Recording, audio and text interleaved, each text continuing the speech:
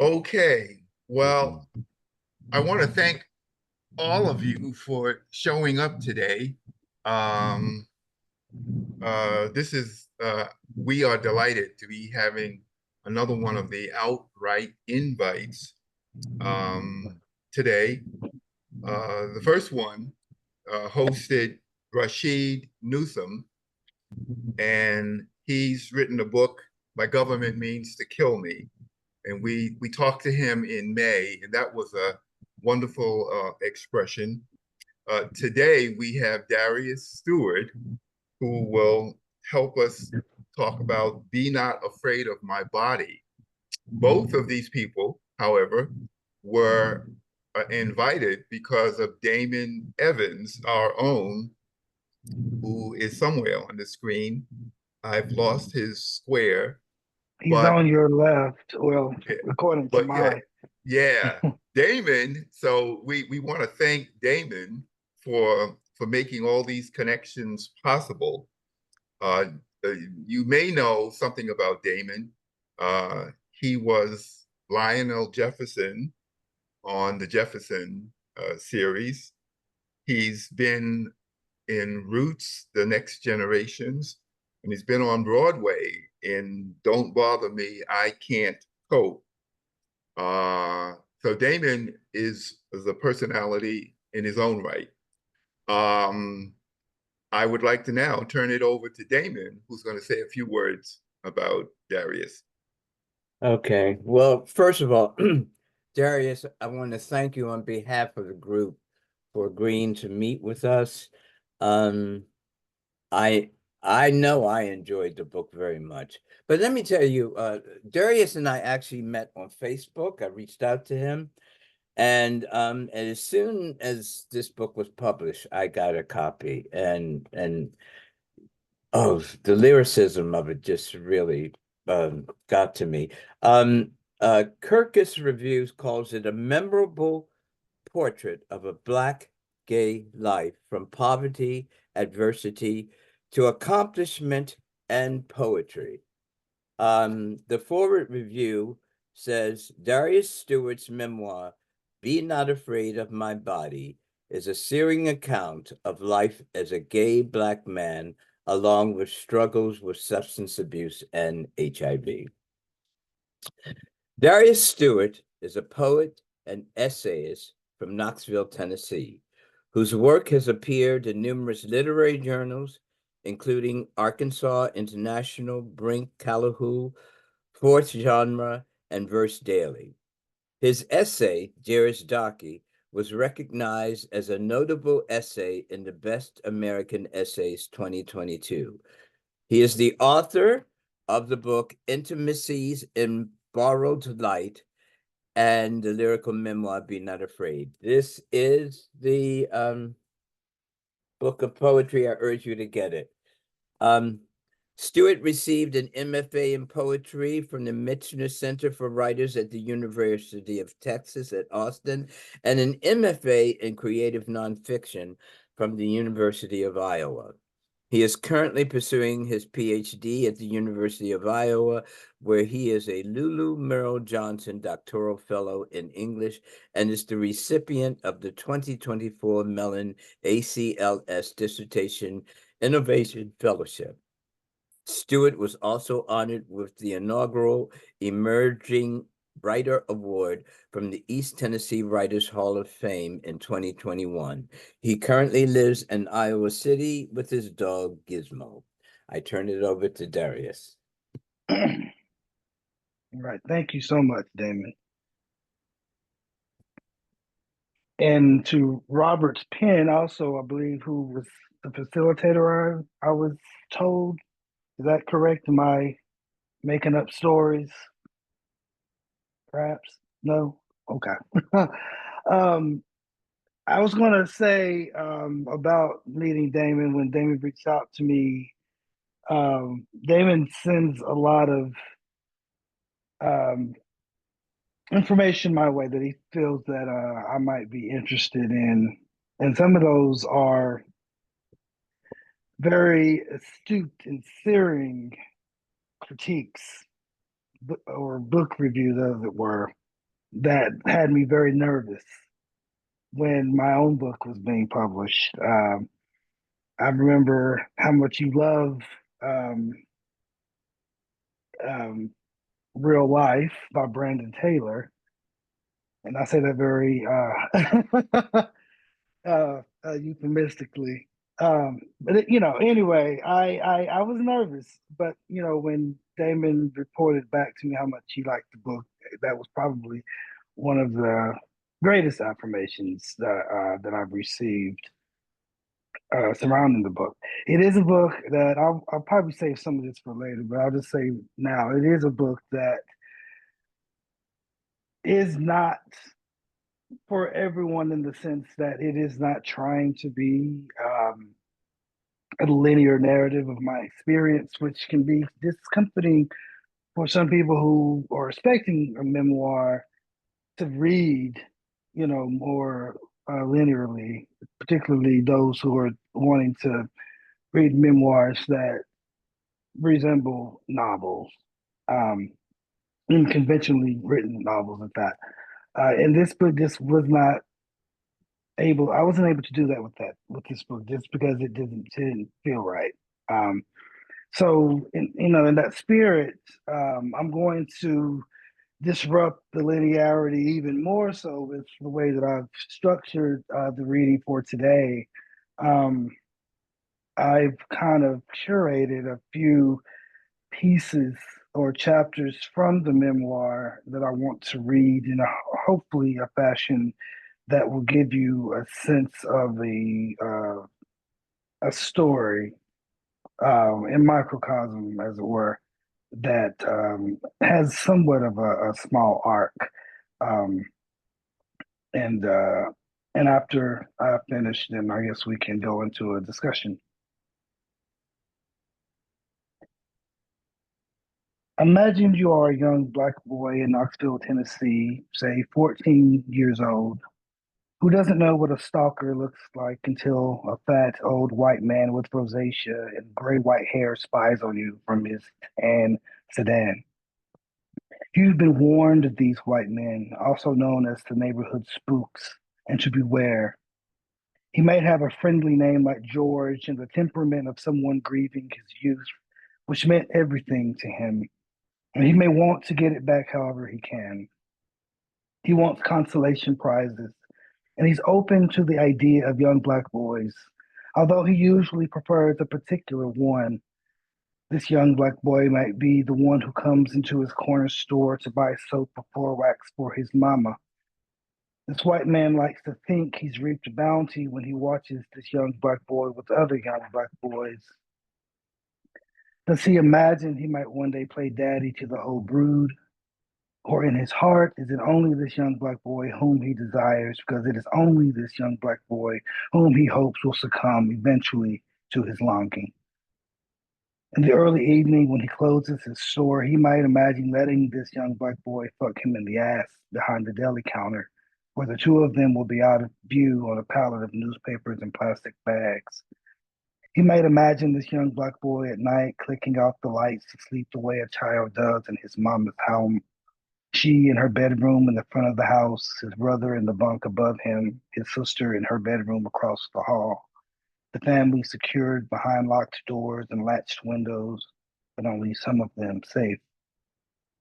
And waiting for tomorrow in the hours between closing time and those imagined fuck sessions, he might sit alone in his most comfortable chair in a bathrobe, lurking in the light of a floor lamp, lifting a cup of cold brown tea from its saucer, slurping it down while his other hand pulls aside the curtains to peer into the dark night, impatient for morning.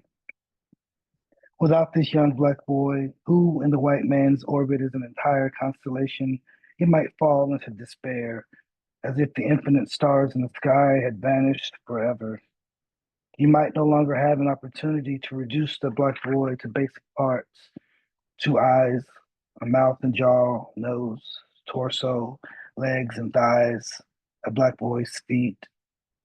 These are not just parts, but parts the white man is determined he can do anything to. Before a fat old white man chased me to my house on East Fifth Avenue, I lived in an apartment in the Lonsdale Projects, where as a bony 11-year-old black boy, I came of age when I began to express something akin to love by kissing my pillows. Except I didn't imagine my pillows were other girls or those women with bodies like solid gold dancers in the posters my best friend Maurice kept hidden away in his bedroom. These women wore slinky dresses in a variety of primary colors, and all of them had bodices bunched around their waists to reveal naked titties with erect nipples, their skirts pulled to the tops of their thighs, cocking enough leg to send any other boy but me into a frenzy. My pillows, I imagined, were any one of the black boys I watched night after night, their shirts off, playing basketball down the street inside a chain link fence, sweat beads glistening on their skin like rhinestones mined from a cave deep within our ghetto. They dunk and hang, gripping the netless rims, body swaying until they release themselves to do it again, up and down the court, the sound of dribbling filling the air with a metallic ring, their sneakered feet light on the concrete as their bodies spun in and out of fake reverses and crossovers, breathing heavy as the ball passed between their legs or behind their backs, drawing contact, slick skin smacking against slick skin. Each night I returned home to sink my head into one of my pillows, dreaming of those sweat-grimed black boys scaling the fence when the ball game was over, all of them off in different directions with their shirts draped over a shoulder and their jeans slung low, barely containing their round, firm asses, giving them the appearance of waddling rather than running in the darkening dusk, the hour when their mamas would appear on porches to call their boys home. I like to think my adolescence was like this, a mostly charming, sweet coming of age, even before I first knew I was a black boy in love with other black boys, acting on those feelings by pretending my pillow was a black boy, pressing my head into its plush belly and sleeping until I woke the next morning with that pillow steeped in drool. My lover boy pillow was my comfort. Anyone, if ever I dared to let them, could see the intimacy we shared, coupling as we did, the way I surrendered so easily to the pillow's soft girths on those mornings when the light drew across both of our faces, a candid moment of repose. But my adolescence wasn't like this. As an 11-year-old boy aware of his same sex attraction to the black boys in the neighborhood, I didn't find anything particularly wrong with these desires.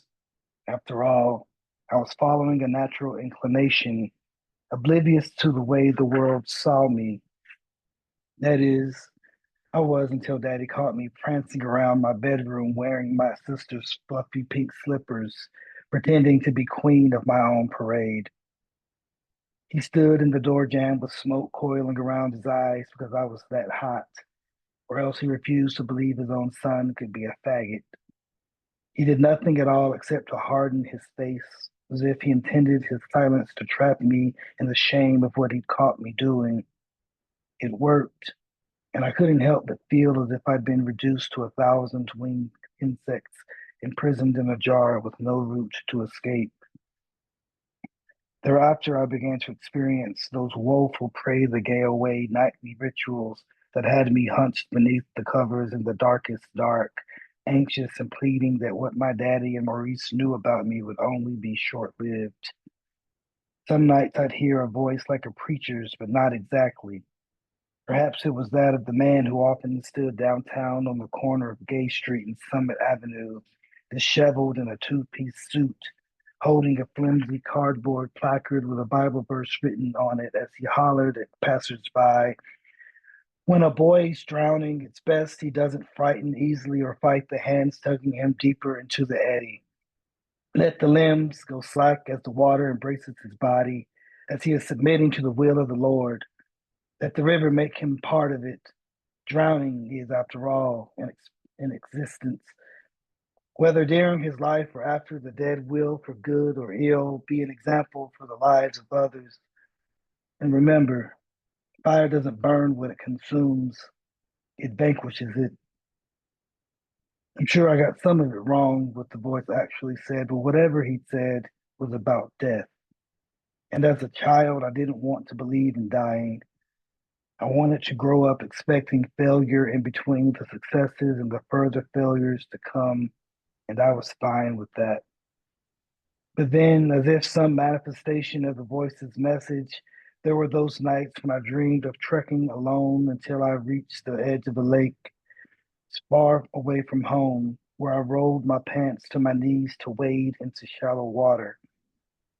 My naked feet, calloused and walk weary, would slide across pebbles, feeling the small tides ebbing to shore and washing over my skin up to my ankles. I would gaze out at the lake's expanse, at the image of two black boys huddled cheek to cheek, hip to hip, their arms grazing, hands entwined, walking together. They would throw back their heads in laughter, but in this dream there would be no sound, only the image of rippling water. I would stare as a curtain of blackbirds descended upon them, swooping and fluttering until the black boys parted, revealing them as nothing more than gauze, filaments of dark cloud rolling at the silver rim. Then their limbs would reassemble, muscular entanglements like knots of vine latticing trees, and a fist would appear through the arched moon, an ornament gliding down an arm that had also begun to form. Their bodies, fully whole again, would appear undulant on the lake's surface, and together they would splash into stars, swim stroke by stroke through chilling membrane, determined to wade, ecstatic, in the nook of the moon. Always before I woke in the morning, the scenery would change and the surface of the lake would become a dark street on which the two black boys were walking, their silent laughter continuing, and then one by one houses would appear on either side of the road. The sounds that I could not hear that the two black boys made echoed in the street, eased under doors, and tapped against windows, raising bodies formerly tucked away in bed. Newly opened eyes searched for what had wrestled them from their dreams as they fumbled in darkness, bracing themselves on bedposts, hands pulling back curtains or twisting open the blinds, their red rimmed eyes squinting into the night, focusing until at last they could see in the street two pairs of arms wrapped around one another, two heads tilted and drawing closer, lips lingering, caressing, tongue splitting in and out. The hiss of sucking teeth could not be heard, nor could the cracking of knuckles as the hands inside the houses gripped the curtain seams tighter. But the windows would begin to glow as if inflamed. Then a single lick of fire would return the black boys to the surface of the lake. And at the bank's edge, I didn't witness drowning. I watched them burn. By the time I was 19, I was desperate to become a black gay man who could not only pass for straight, but also one whom it would never occur to anyone that I wasn't. But this mission was doomed to failure. For example, no straight man on the down low would risk being caught in the discreet corner of a bookstore skimming through ceremonies by Essex Hemphill, a black gay poet. That there I was in one such corner, reading one of his poems, American Hero, and getting aroused by images of a man shooting a basketball who insists on aiming at the hole to let the tension go.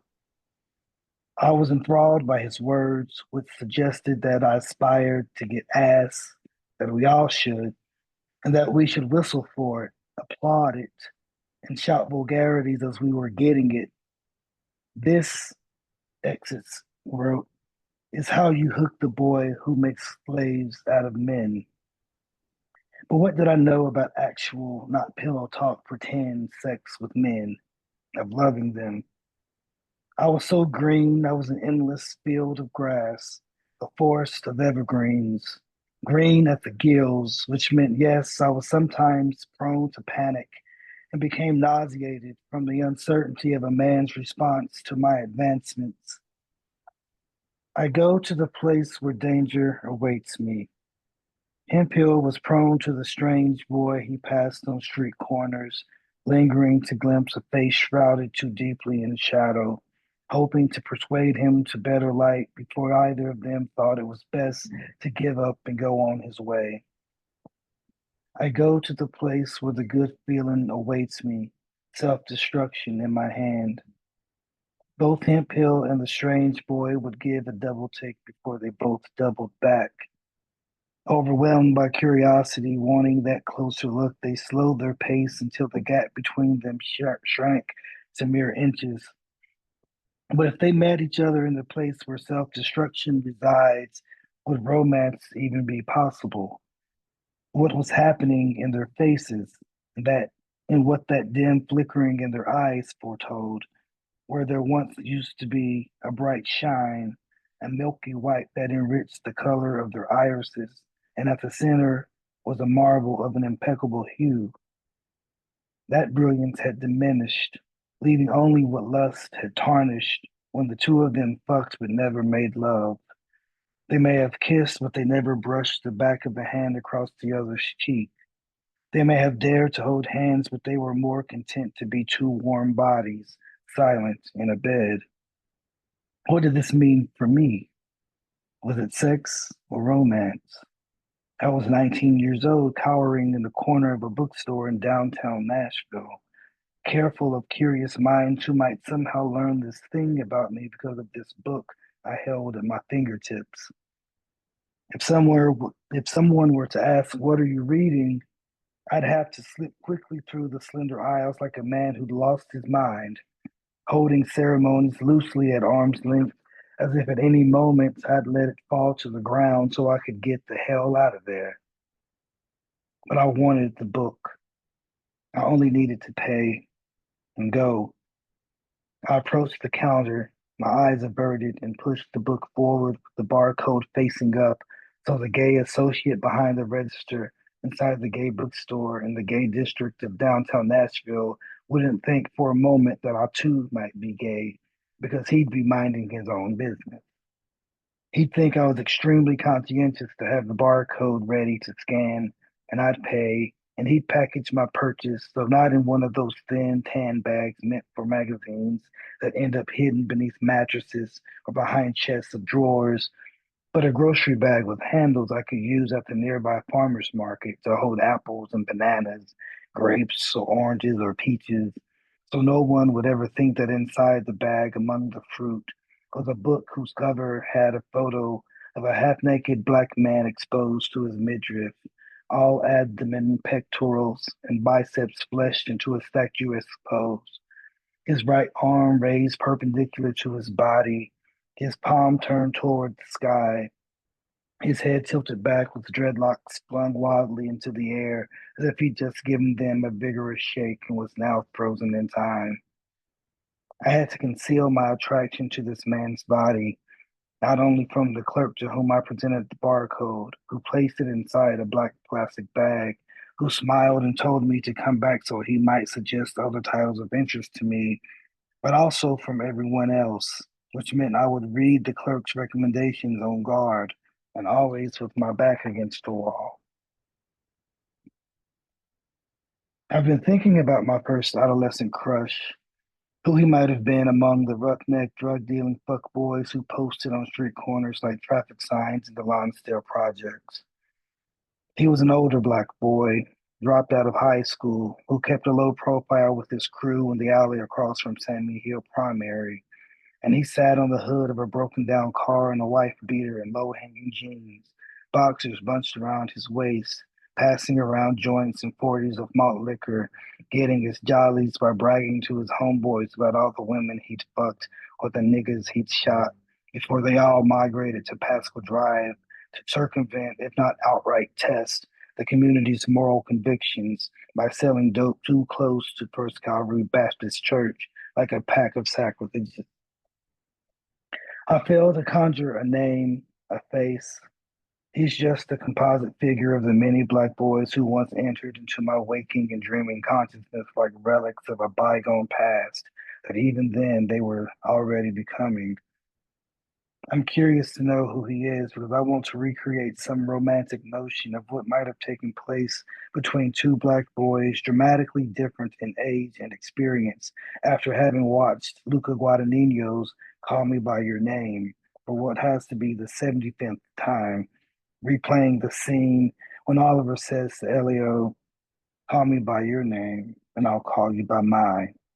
The two of them lying together in bed, their skin pale in the powdery light of a bright moon so that it appears to be the blue hour before dawn, yet it is still night. They face one another nose to nose. Oliver whispers his instructions. Elio at first looks taken aback, but he capitulates and says his name, Elio, and points to Oliver as to say, like this. Oliver reciprocates, Oliver, heavy with the breath that speaks it. They say their names again. Elio grabs Oliver by the chin to kiss his lips. They roll away together out of frame before the scene dissolves. In the novel on which the film is based, Elio compares at some length Oliver's ass to a peach. I was no different in the admiration I had for those older black boys in sagging jeans, basketball shorts, or sweatpants exposing asses that sat high on their thighs, not like pieces of fruit, but like a pair of globes stretching the fabric of boxers or tidy whities. But what adolescent black boy growing up in the projects of Knoxville has the audacity of an Elio to openly marvel at another black boy's physical attributes, much less to know what to do with them? If an adolescent black boy in the projects recognized this attraction, it became essential he learn to tend to his blooming carnality carefully. Except the older black boys probably never noticed they'd become the object of a young black boy's fantasies, so they paid him no mind. And soon enough, the young black boy would realize this as well. Transference would become his enemy as naturally he would start to harbor feelings for black boys his own age. And being in such proximity, it became difficult to hide those feelings from them. And what happened if the other black boys were to find out? Then the adolescent black boy from the projects might become a victim of the cruelest majority, bullied by his own peers.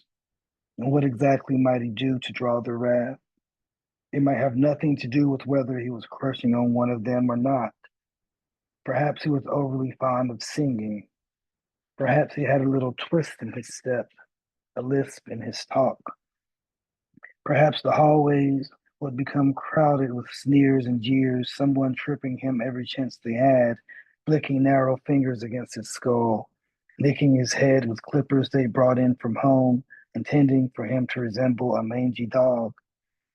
Perhaps he'd avoid them by walking home after school each day instead of riding the bus, even in the cold months, bunched up in his winter coat, shivering for miles with his head bent to the wind, cinching his coat tighter, adjusting the soreness from his shoulders each time he switched his book bag from one side to the other, struggling to make it home because all he wanted was to make it home.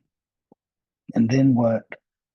Perhaps he grew up and went away to college where he thought it might be safe, or at least safer, to allow his adolescent attractions to mature until he eventually led another black boy into his bed. And after some time, they began to feel something like love for one another, a new sensation neither could quite explain, though each of them understood it must be experienced in secret. Perhaps the bull, perhaps the bullying followed him there to college, and his not yet understood emotion was discovered and shared across campus, which shamed him back into those middle school hallways, back onto the long road he walked home alone, back to where he felt there was nothing he could do to keep out the cold. And what if this became too much and he disappeared himself miles away from anyone who knew him, found himself on a bridge on a day when the sky turns mauve at dusk, the way it sometimes does when fall approaches, when the wind is a trifle breezier, when clouds stretch into one long brow along the horizon? What if he placed one hand over the other to balance his knees on the rails but struggled with his footing because he couldn't see, because he was crying so hard? What if he rested a hand at the nape of his neck, felt in his palm a greasy veneer of sweat, an oil slick of fear and ambition sliding down his back? What if he breathed with the insistence of a gymnast about to take on the pommel horse, which was how he might have composed himself before lifting one leg, then the other, over the rail to ease his heels onto the margin, his toes pointed perpendicular to the water below? What if there was only enough room to wipe his face without falling just yet, so that he might gather his wits to do this with dignity? What if, when he was nearly ready, he cloistered in a nook he'd sidestepped several paces to find? What if he thought of his mother sweeping the floors of the house as she did every day at that time, of how he'd wanted so much to make her proud? What if he thought of his mother sweeping the floors of the house? Sorry, what if more than anything he wanted to do this better than all those who'd failed him before? What if he considered how the wind might gather inside his shirt and make him aerodynamic when he didn't want to fly, and so he removed it? What if he was deliberate, even though the tears in his eyes, figuring how to wrap his body around the pole that plunged to the bottom of the river, inching his way methodically to the top as if he understood the minute particulars of geometry, physics, and calculus, climbing and climbing until his way up equated with how he would end up below? What if he wondered if the river would shatter when he broke the surface, if he'd crumble like an ancient cathedral, or sink in slow motion while fish circled him like a maypole? What if, before he leaped, he assured himself the world would be just fine without him and he without it, and that things would get back to their normal course in due time? The way once he crashed through the water, the surface of the river would appear as if it had never been anything but this peaceful wrinkling. Perhaps the reason I can't recall my first adolescent crush is because he didn't exist in the same way that we witnessed Elio and Oliver crushing on, then falling in love with one another. Even when I longed for a black boy growing up in the projects like me, perhaps the stakes were too high for it to be possible. Not so in Call Me By Your Name. No one is threatened or bullied. The only nemesis is time. We are meant to thirst over Timothy Chalamet and Armie Hammer, that is, Elio and Oliver, performing their slow burning love affair over the course of 6 weeks in the summer of 1983, somewhere in the bucolic countryside of northern Italy. For 2 hours and 12 minutes, beginning with the opening credit sequence set to John Adams's dueling pianos, Hallelujah Junction, and Elio's waggish remark, La Superterre, upon Oliver's arrival to the Perlman family's Italian villa in the film's first scene, we sit enthralled until the very last frame, when we are overcome with solemnity, watching flickers of a crackling fire flash across Elio's face as he crouches before the flames, quietly fighting back the tears that will eventually fall, thinking of Oliver, who was an ocean away, and we are to presume thinking of a love that is equally as deep, if not tragically possible, but once in a lifetime or in an ephemeral summer. And even the film's final music, Sufjan Stevens' Visions of Gideon, doesn't forewarn us that our story, is over until the title displays and the credits begin to roll. Yellow letters against the close up of Elio's face, and we are gutted, yearning for love and to be loved, like in the movies. And Thank you. that's that. Lynn, are you going to moderate this portion? Or?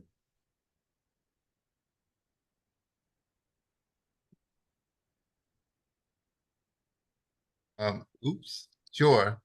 So, folks, thank you, Darius, for that reading. I was particularly moved at certain points through it. I'm sure others were as well.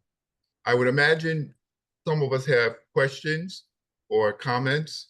Now would be a good time to raise your hand, be recognized, and greet Darius.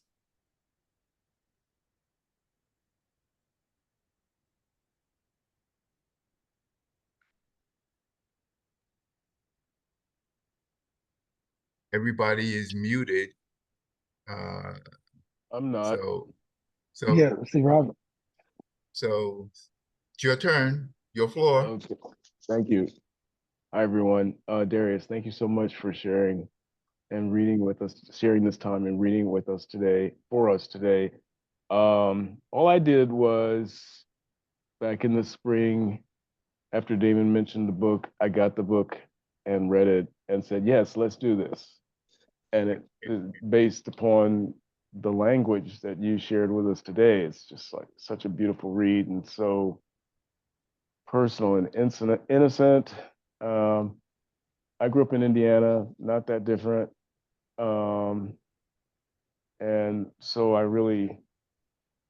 just really appreciate the way you brought this story forward through the language and the not non-linear structure and how the different themes were interwoven. And so that's why I really wanted us to read it and to have this time with you, this experience with you. So anyway, that's really all I have to say. It's a beautiful book. It is lyrical. You can tell you're a poet from reading it, and your selection of words and the two globes. You know, sorry, that's the first image that came to mind.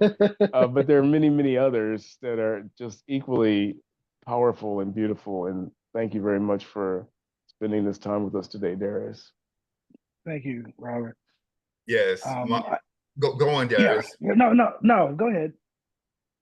I was gonna throw onto the table when I got the book.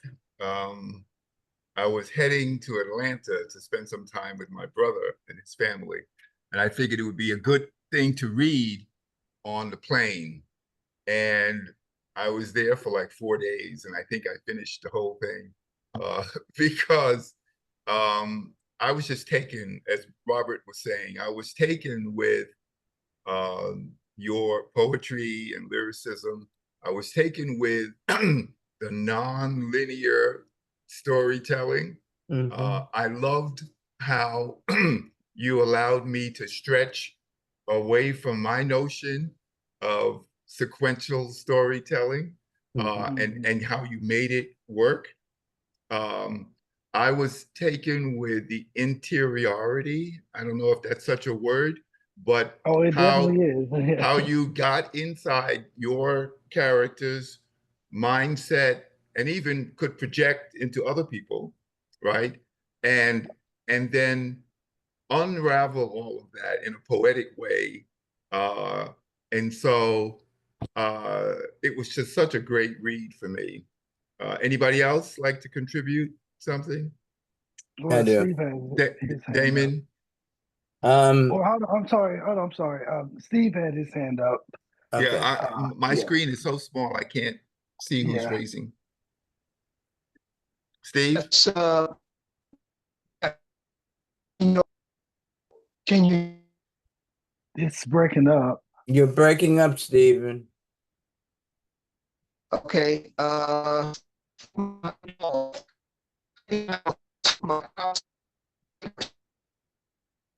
You're still breaking up.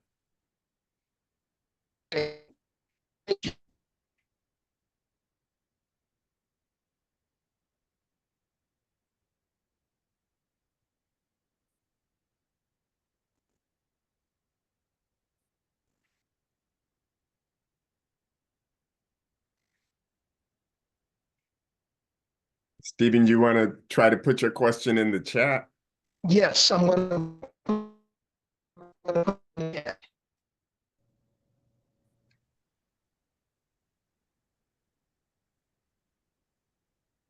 Yes, in the chat. So let's see, where is the chat? Show the chat previews.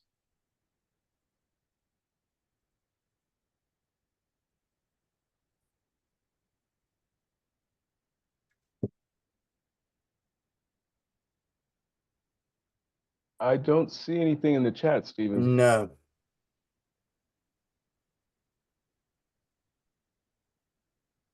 Maybe Stephen's putting it in there now. Do we want to go to Damon's while we wait? And I think I saw somebody else's. Was it Alan? Did you have your hand? Yes. Okay, first of all, I want to thank you. Just yesterday, I was part of a panel at my alma mater, Brooklyn College, on the Stonewall riots. And in case a lot of you don't know, I wasn't there that morning, but that night I went to the village and witnessed the riots went on for 3 days. And it was myself and trans activist Victoria Cruz. Our histories, especially our histories as Black and men of color, gay men, need to be told. A friend of mine sent me an email. I want to share it with you because I never thought of sharing histories as being therapeutic. He says, "That's fantastic." I shared with him about Stonewall. "I've had similar experiences on panelists as a historian, sometimes with people who lived through the things I have a mere academic knowledge of, and I know the feeling you're describing. As I get older, I believe more strongly in the power of LGBTQ history as therapy, healing, nurturing, that we never got when we were younger and needed it. The bonds of queer history are so real and so vast. Every gay history panel I've been on seems to turn into a group therapy of a kind. If I were a psychologist, I would explore using history as a means of therapy for gay people in more formal ways." You and I share a couple of things. We're both recovering addicts, and I have lived with the virus going on 39 years. I am what they call a long-term survivor. I was almost afraid to share this today, especially when I knew it was being taped. But you know, I shared this with the graduating class of Brooklyn College in May. So my so-called secret is out. Yesterday, when one of the students asked me, when I got into activism, I said, well, the truth of the matter is I'm just catching up with myself, with loving myself.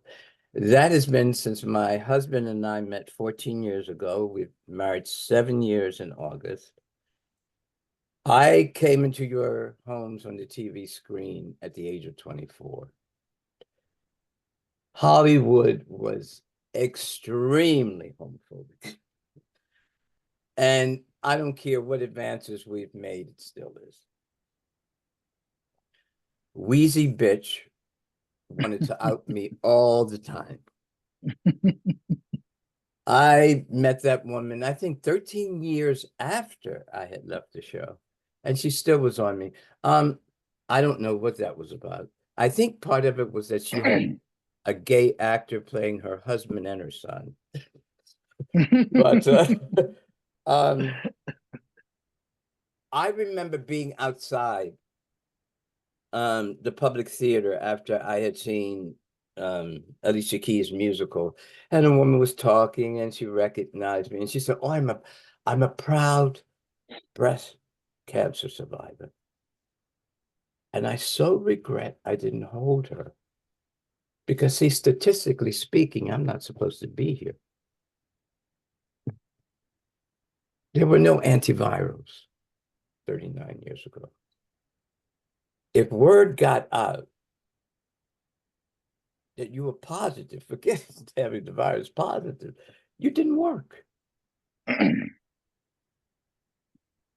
Thank God for people like Imani Perry, who came out with lupus. Robert Jones came out with MS. Andre DeShields, Billy Porter, Javier Munoz. But the stigma still exists. Let's not pretend it doesn't. It does. So our stories need to be told. And I mean, just hearing Victoria, I was reminded 1969 when Stonewall happened, we didn't have the center on 13th Street. There were no shelters for trans people. There was just the suicide. I know I tried suicide at 14. I can see myself now coming out, and my family and I are strange, living with the virus, and I can see them putting on rubber gloves to wash dishes after I've come to visit them. So, it's just, so I thank you from the bottom of my heart, because our story specifically need to be told. Then Steve's Thank- question is in the chat. Thank you. Yeah, thank you for that, Thanks, Damon. Damon. Let me see if I can read Steve's question. You considered a different title, Call Me When You Get This, a section in your memoir. What's the significance of this title? Why did you change it? I wish I had a more profound answer to that question, but alas, it isn't as profound as all that. I wanted it to be Call Me When You Get This to get at several different themes, not least of all the notion of contact tracing. On the one hand, dealing with the virus, but on the other, there is this romantic thread that goes through the book. This sense of loneliness that the narrator experiences. So it's kind of like you make a phone call and leave a message for the person to call you back. So it was trying to do both of those things. And that's just a very simple way of articulating those two things, but it could be complicated or made more complex through the juxtaposition of the pieces in the book. The reason why I changed the title is because one of the publishers who wanted to publish it suggested the change, and I liked it. And so I went with another publisher and took that title, Be Not Afraid of My Body, with me. Because I also felt like that title paid homage to the lyricism in the book. It's a more poetic title. It is taken from Walt Whitman, who I studied in grad school, and really, well, when I studied in grad school, I should say, had me really thinking about his notion of democracy, particularly as it pertained to the body, and how does democratizing the body in the 19th century sense, how does that translate in a 21st century sense? His notion of every atom that's good belongs to you, belongs to me. What happens when we're sharing DNA? In the 21st century, in the context of HIV and AIDS. So, and of course the title, as Damon mentioned, about the stigma of HIV and AIDS still being prevalent. I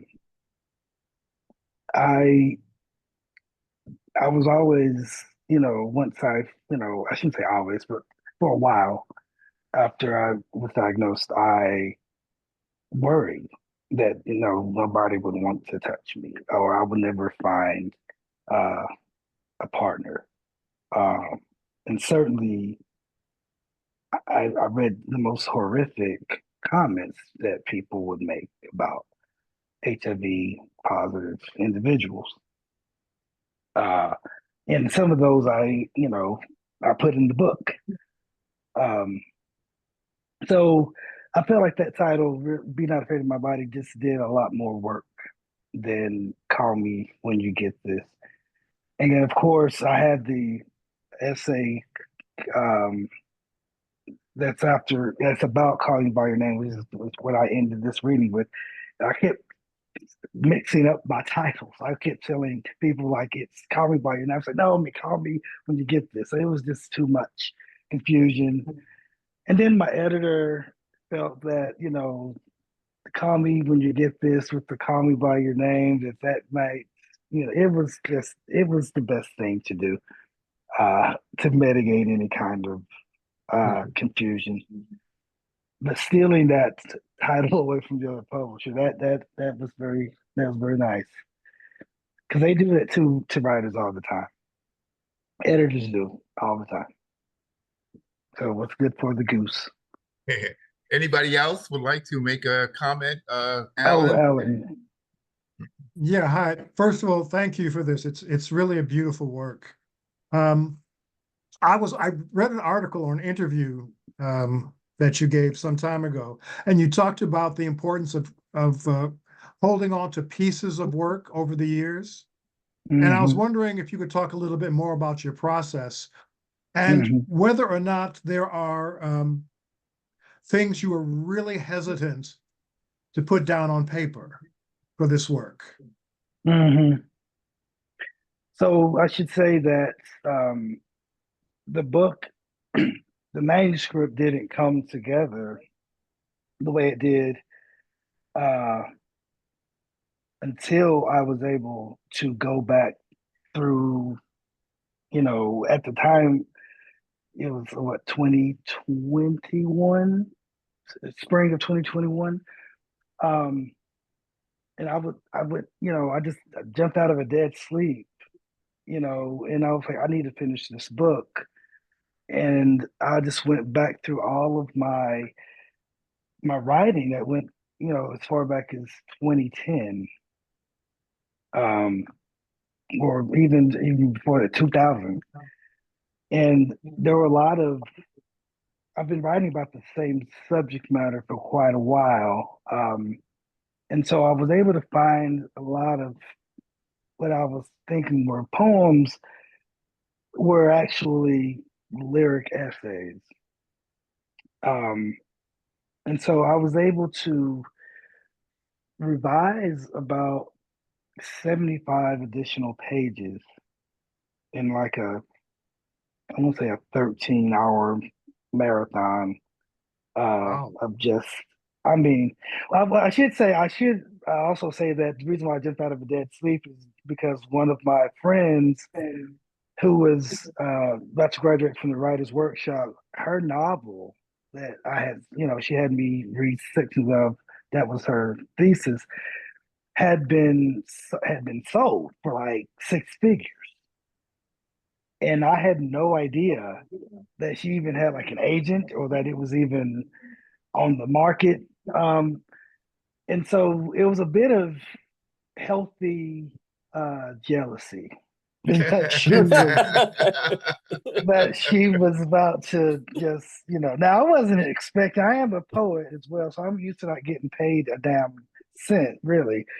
So I wasn't really trying to publish for the money, but certainly the fact that she published, I shouldn't say too much about what happened. It's really messy, but she sold the book. Let's just put it that way. And so I just jumped out of a dead sleep, and then I revised for about 13 hours, 75 more pages that my advisor, I sent it, the finished manuscript to my advisor, my former advisor, I should say, and he ended up sending it to his agent without telling me. But thankfully, his agent picked it up. So I tell that story. I always used to say, like, don't ever throw your writing away. Like, you just never know. Autosave everything. Um, but I keep what I call like, and a lot of writers, do this as well, a scrap folder where whatever project, like right now, the project that I'm working on is about cheating, my ex cheating on me the entire time we were together with, cheating with some dude on the down low. So I'm writing about that. And so but also I'm not just, writing about, the kind of emotional trauma that ensued because of the infidelity, but I'm also curiously writing about how the down low as a sexual category, sexual orientation has evolved since it became, this phenomenon, 20 some odd years ago. And how it's actually the down low for African Americans goes all the way back to slavery.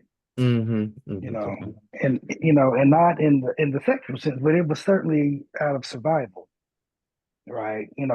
Escaping to the so-called promised land up north or west, under the cloak of darkness, covertly, discreetly. These have been strategies that Black people have been using for centuries.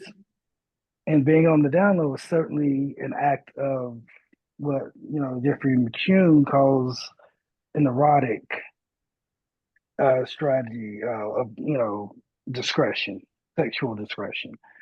So just trying to understand, how the DL configures into acts of, infidelity, in our 21st century notion of what even like monogamy is supposed to be. So all of what I'm saying about that project is very complicated. And, I can be on a path going down, one argument or idea and get stuck and think it's not working, and you want to just toss it. But no, you just put it away.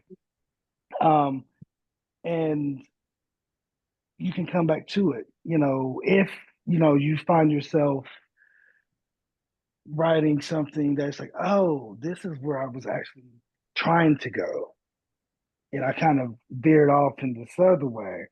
So you go back to that file and you just, pick and choose whatever it is that it's working uh, for this new idea that you may have. I even have chapters where I've got, maybe 5 different paragraphs that are ways that I can start the essay.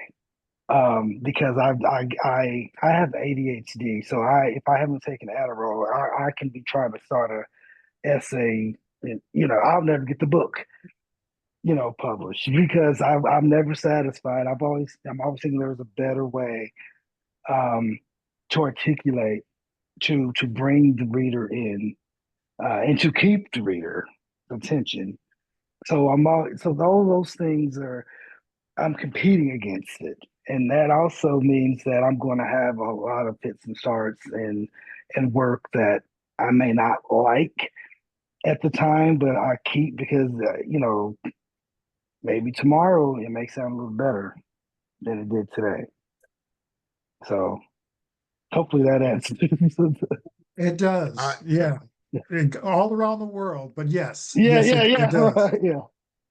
But I was also wondering too, other things that that found their way into the book that you were hesitant about sharing. Oh yeah, that was the part. Yes. So when it came to actual people, I had to be careful about that. For instance, the suicidal ideation that that I read about is actually about a person who did commit suicide, Tyler Clementi. I believe it was, I want to say it was 2009, 2010, but he jumped off the George Washington Bridge because he was out. He was a white boy, but still, that story I felt is relevant, to Black and brown bodies as well. So I'm using the opening, Get Ghost. I use Essex Hemphill. Like that story about George is actually from his story or essay ceremonies. So in order to protect people's identities, I I believe Robert may have mentioned this earlier, like getting into other, or Lynn, when you like the way I get into other characters' heads or I project or speculate about experiences. I do that to protect, people whose lives are not as consequential as the point that I'm trying to make. Um, you know, so I was very careful not to. For there's the essay about the drug overdose. Now that's something that was probably my most worrisome essay because I'm talking about people who have addiction issues and I'm talking about something that actually happened and what people actually said. And I know that these people can be quite litigious if they wanted to be. Mm-hmm.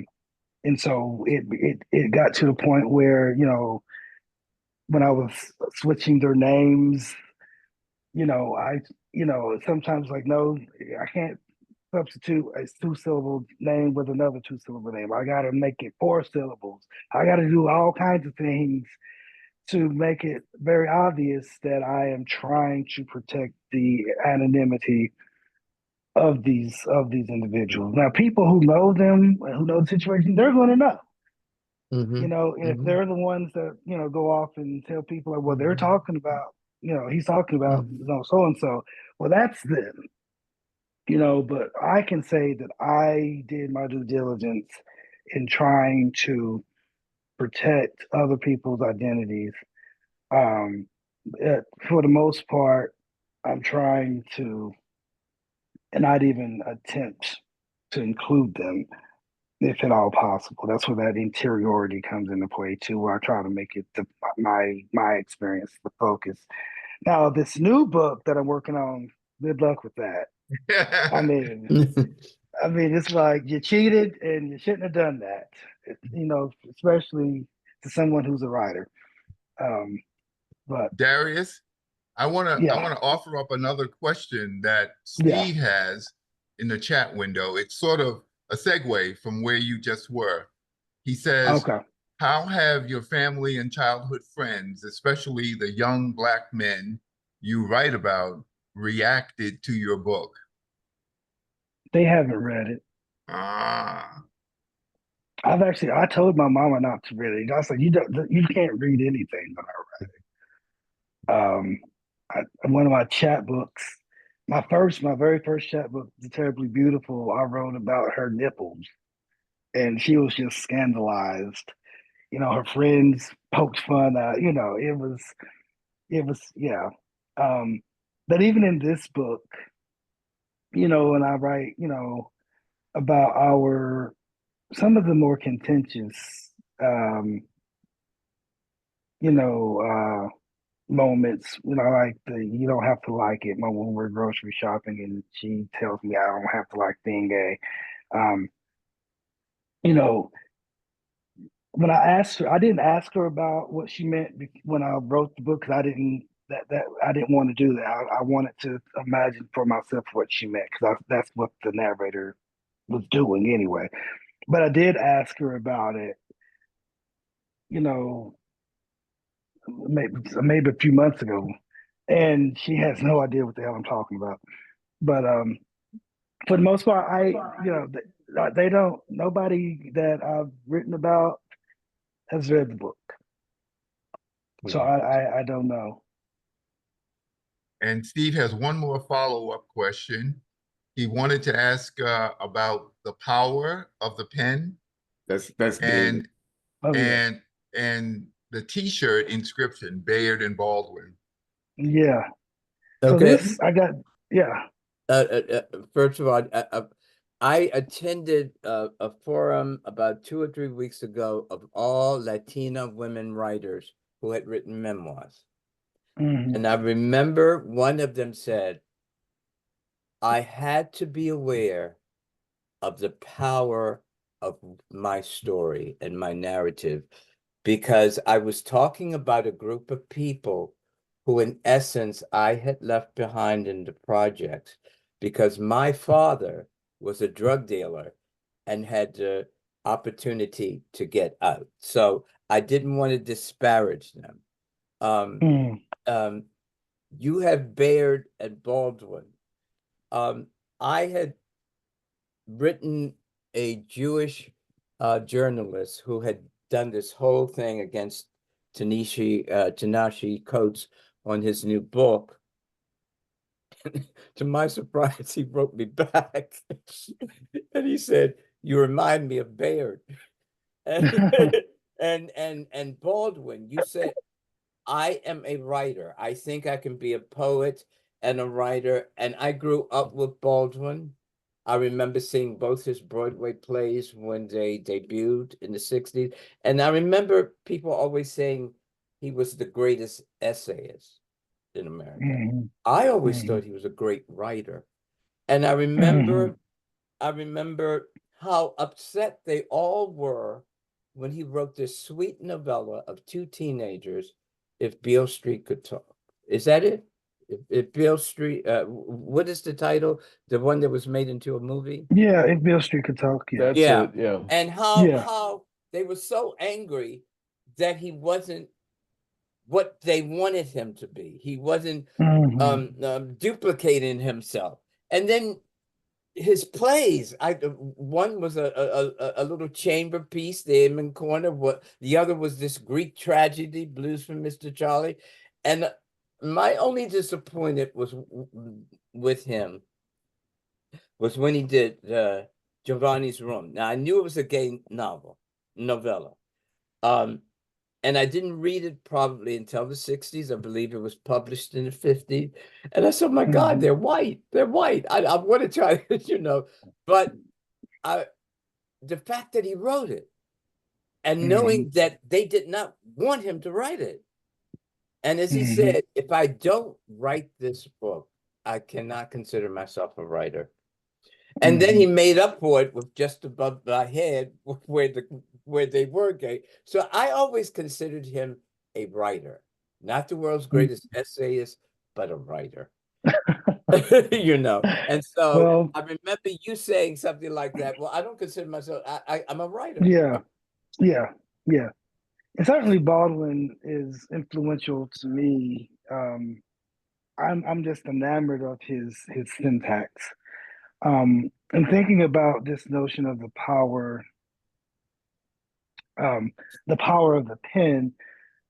I talk about this when I teach. I've talked about this, on panels or what have you. But the kind of the intentionality that Baldwin, in performative nature of his syntax, tells and enhances the message that is the content. We always, he's always quoted, talked to, and he's always taken out of context, at that. But nobody really talks about the way he says something. Like how he uses dependent and independent clauses, the way that is reminiscent of the call and response tradition within the African American literary tradition. Even his being a preacher, and so that's where the power of Baldwin lies for me. It's not necessarily in what he says. Everybody, Richard Wright saying the same thing. Ellison was saying the same thing. Morrison, they're all saying the same thing. In terms of like what it is to be Black in the United States of America. But Baldwin, like Bayard, were these unsung heroes because of the multidimensionality of their identities, being Black gay men, and not given their due, especially within the civil rights movement. So I wear that in honor of him. I like now this is from the Counter Narrative Project, and I like the alliteration of Bayard and Baldwin, but it's like, well, Rustin and Baldwin is what it should be, but that's neither here nor there. But it's interesting that for Baldwin especially, I don't look to Baldwin necessarily as a gay icon. Yes, I understand. Like I'm studying for my comprehensive exams right now, and Essex Hemphill, like when I started, when I guess I was 19, I guess it was, reading, Black gay literature in earnest, I started with Essex Hemphill. It wasn't James Baldwin. And to me, James Baldwin isn't that writer that Black gay men turn to, though he has talked about it, right? He's written in his yes, Another Country is another, novel that features Black queer characters, male characters. But he's not that person for me. And then Bayard, I just appreciate his moxie. I like, if anybody knows E. Patrick Johnson, the scholar E. Patrick Johnson, and what he does with performance studies, he learned a lot from his grandmother, and I feel like that's what I get from Bayard. Like, he has a very strong matrilineal influence that is very interesting when we think about patriarchy and how Black men especially are supposed to be reared as leaders, and what that means to be a leader, especially, when a lot of these leaders are reared by women, Black women. So anyway, yeah, I don't have time to go into depth. This is not a comps exam.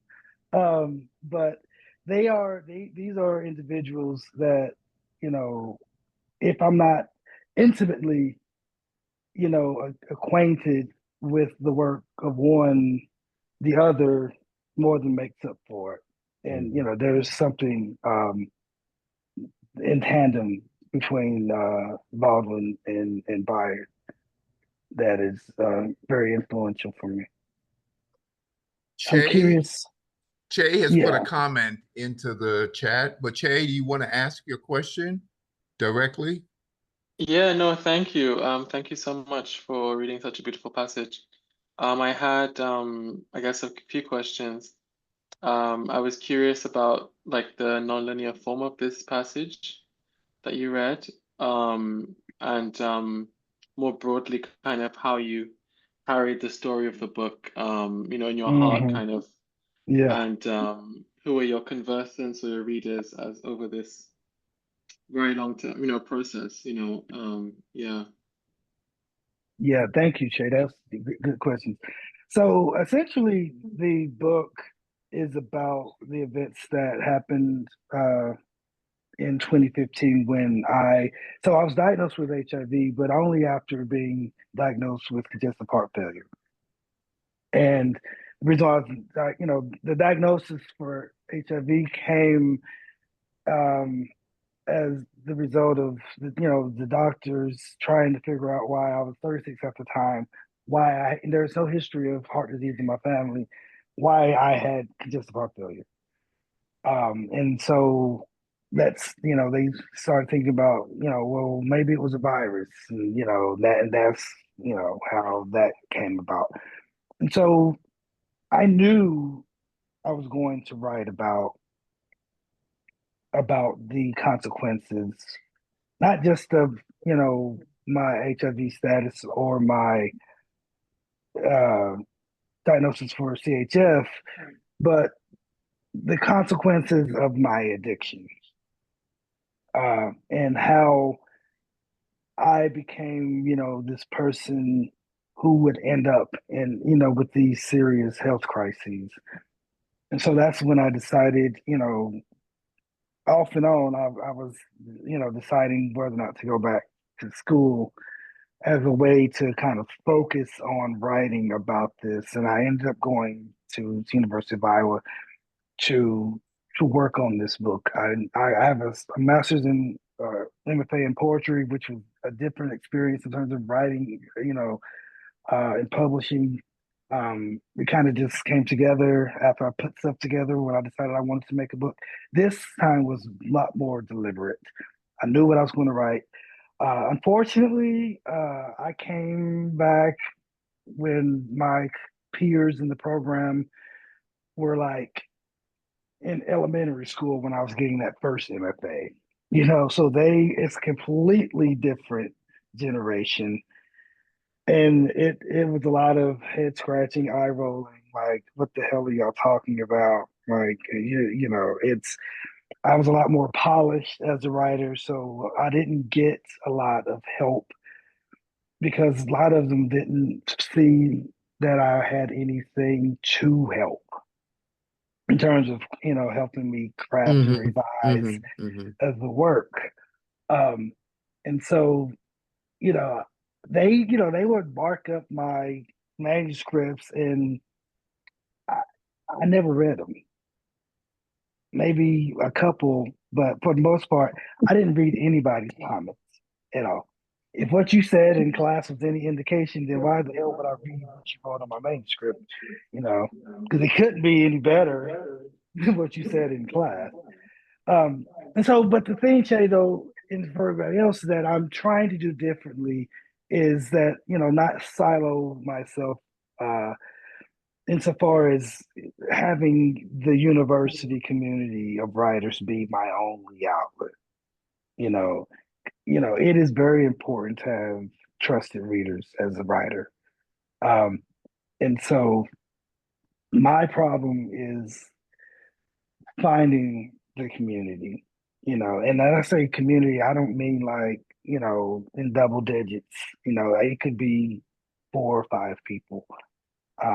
But people who work I trust to help me be a better writer, not to mention like what they have to say materially about my work. Um, so that is certainly something that going to try to foster as I work on this next book, and and carrying around all of that story. Uh, you know, I got it. I mean, I wrote the book, I published it, and I've moved on from it. Mhm. Like, I'm not sure how or if some of the same things. Well, in terms of especially like the HIV and the CHF and the addiction, like if they will show up as prominently in this next book. Um, I don't feel like at this point like they need to be fleshed out any more than they already Mhm. have been. Um, and then you said something about nonlinear form. Honestly, I just can't write. If you listen to the way that I'm even answering these questions, I'm kind of I'm peripatetic. I'm all over the place, and I mean, because I'm just going the way my mind thinks, um, and I can write things down in a way that can be more conducive to comprehension. Um, but the nonlinearity is just something that I just don't find is part of my aesthetic. Um, but the fun part though is how can you make up for it? How can you create a sense of linearity without the convention being explicit, you know, for the reader? I think in microcosm, like each individual piece should be able to read Mhm. beginning, middle, end in some kind of way. But the way that one piece goes from this one to the next one, that's the fun. So with the way that we edited this book, I had to do a lot. I had to add a lot of connective tissue, is what we say, just to make, like, for instance, this. I started off reading from Get Ghost. Then the next piece I read was from Picaresque, and that first sentence was not initially there in my initial manuscript, but my editor was like, "You need to, situate the reader in a historical or chronological kind of way." And so it was just little things like that, adding that connective tissue to kind of help the reader to know where are we in this story, even if it's not being followed in a chronological way. And I think a lot of memoirs today are doing that. And there's very few. Like in the '90s, when you get this big boom of memoirs that are ostensibly are reading like novels, that's not happening. Mm-mm. Mm-mm. You know. Mm-mm. Mm-mm.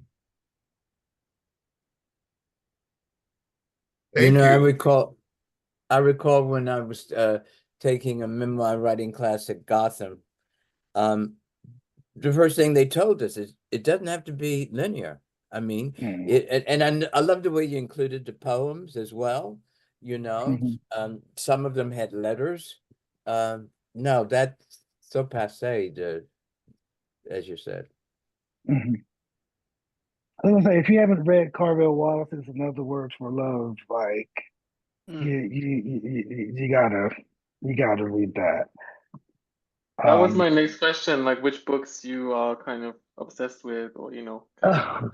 Yeah, there's so yeah. Brittany Means, "Hell If We Don't Change Our Ways" is another brilliant memoir that just breaks your heart. I will. I'm gonna write this down, and I will make a list that I can have someone distribute to you all. Oh, wonderful. Because of course, I anticipated this question, but I didn't have time to like get them all together. Um, I mean, there's some older ones too, like Saeed Jones's "How We Fight for Our Lives" is a wonderful memoir. Um, but yeah, I'll give it to Damon, and he can. Thank you. Thank you. thank you.